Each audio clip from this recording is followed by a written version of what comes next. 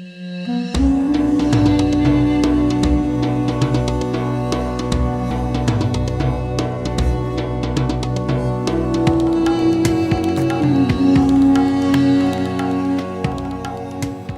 الله سبحانه وتعالى كثيرا على منة الإسلام، ونحمده على منة القرآن، ونحمده أن جعلنا من أمة المصطفى سيدنا محمد صلى الله عليه وسلم.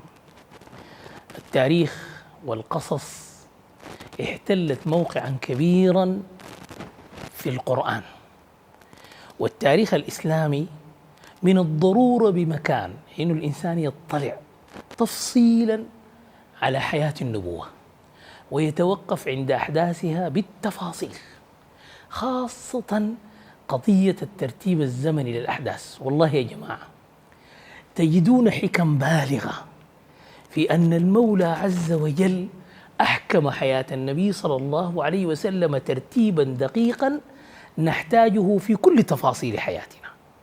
يعني عندك مشروع، عندك فكرة، عندك أي حاجة عاوز تقدمها للناس، عاوز توصل رسالتك، شوف الترتيب الزمني اللي تدرج به الدين في حياة النبوة. كيف بدأ النبي صلى الله عليه وسلم، وكيف انتهى، وكيف استمرت الأحداث، وفي مرحلة من مراحل حياته كان صفيا، وفي مرحلة كان عنيفا، وفي مرحلة كان واسعا، وفي مرحلة كان ضيقا، في كل مرحلة من المراحل أنت تحتاج أن تقف على حياة النبي صلى الله عليه وسلم لتشهد هذه الأحداث، تشهد هذه الأحداث مرتبة تاريخيا. يعني الآن مثلا انظروا إلى الشعائر والعبادات. 200 جاءت الصلاة، متى فرضت الصلاة؟ بعد 10 سنوات من بداية الدين والبعثة، والصيام بعد 15 سنة، والحج بعد 21 سنة، والحجاب بعد 18 سنة. شوفوا الحاجات دي يا جماعة، نحن الآن ماسكين في الشعائر والعبادات، لكن تأخرت ليه؟ فتش شنو كان في الأول، حتلقى قضايا جوهرية محددة انبنى عليها الترتيب الزمني، وبالتالي انبنت عليها مفاهيم الدين. يعني مثلا هذه الصلاة ليه جاءت بعد 10 سنوات؟ حتى زرعت المفاهيم وعقيدة الناس، واستوت عند الناس المفاهيم في هيبة الصلاة. لذلك لما نجي نصلي ونقارن صلاتنا بصلاة بنلقى المسافة بعيدة. ليه؟ نحن ما تولدنا مسلمين، فتحنا لقينا الناس بيصلوا صلينا، فتحنا لقينا الناس بيصوموا صمنا، لكن هم ما كده.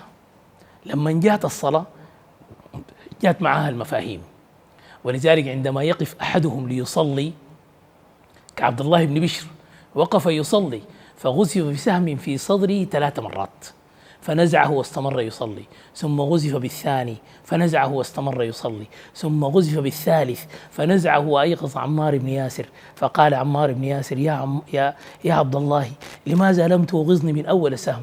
قال والله يا عمار لولا أنني خفت على القوم لما أيغصتك، فإنني والله لأقرأ في سورة هي أحب إلي من أن أوغظك ولو غزفت ب100 سهم. يا جماعة ده غرقان في صورة، لأنه غرقان في صورة عايش عالم تاني، لأنه عارف روحه واقف كيف، واقف قدام شنو، قدام منو، المعنى شنو للصلاة. دي مفاهيم اتزرعت، عشان كده ما جاءت الصلاة من أول يوم ولا الليلة ولا بكرة ولا بعد بكرة. لو عاوز تدعو زول للدين ما بتقول له من أول يوم صلي، لازم تفهمه، عشان كده الدين يتدرج. وكذلك الترتيب في الأحداث. عين الغزوات، غزوات النبي صلى الله عليه وسلم كل غزوة تحكي حدث ومرحلة براها. نضرب مثال واحد، عينوا لصلح الحديبية، وما الذي حدث بعد صلح الحديبية؟ عليكم الله أي زول يسمع حلقتي دي يمشي يقرأ سورة الفتح من جديد ويبحث فيها عن الترتيب الزمني للأحداث بعد ذاك. ربنا سبحانه وتعالى بشر الصحابة طلعوا من صلح الحديبية مغبونين، شعرين بأنه هذا الاتفاق نقص قدرهم في كثير من الحاجات، فنزلت سورة الفتح. أولا بشرتهم بالجنة، وثانيا وصفتهم بالإيمان، وثالثا شكرتهم شكر ما عادي، وفوق ذلك كله جاءت البشريات، فوعدهم المولى عز وجل في هذه الصورة بالغنائم وبالفتوحات وبأمجاد جاءت بعد هذه المرحلة بانفتاح شديد. عينوا بعد صلح الحديبية حصل شنو؟ فتحت خيبر وقطفان وفتحت مكة وانتصر الناس بأهل الحديبية في كل معركة بعد ذلك. يعني مثلا حنين لما الرسول صلى الله عليه وسلم حصلت الجلبة يوم حنين إذا أعجبتكم كثرتكم تفرغ عنه الناس، وقف ينادي في الناس بصوت العباس: يا أهل بيعة الرضوان، لأنه ده طقم محكوم عليه بالجنة، ولذلك كانت قيمته كبيرة وعظيمة عند الله سبحانه وتعالى. دين نادوهم دير الحسم والمعركة. لما الرسول صلى الله عليه وسلم طالع ماشي لفتح خيبر، خيبر دي تنسيق عالي بين اليهود والمنافقين، الرسول صلى الله عليه وسلم ما ممكن يسوق أي زول، ولذلك قال: لا يخرج معنا إلا الذي خرج في صلح الحديبية، فما خرج معه إلا أصحاب الصدق والإيمان والجنة. انظروا إلى هذا الترتيب، انظروا إلى معارك النبي صلى الله عليه وسلم التي انتصر فيها من غير قتال، الأحزاب وتبوك، ومع ذلك وصف المولى عز وجل لهذه المعارك أصعب وصف، أصعب وصف، ولكن انظروا إلى الترتيب الزمني الذي جاءت به.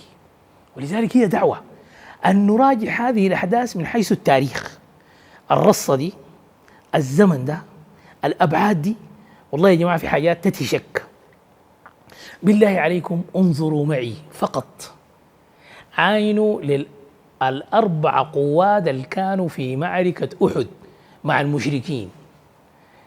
تم تأجيل إسلامهم وتأخير هدايتهم ليكونوا أوسع الناس قتالا وأشد الناس ضراوة وحبا للدين في مقبل التاريخ. أبو سفيان، صفوان بن أمية، عكرمة بن أبي جهل، خالد بن الوليد، ديل قواد أحد هم الذين حققوا الانتصارات في غزو الروم، ادخرهم المولى عز وجل.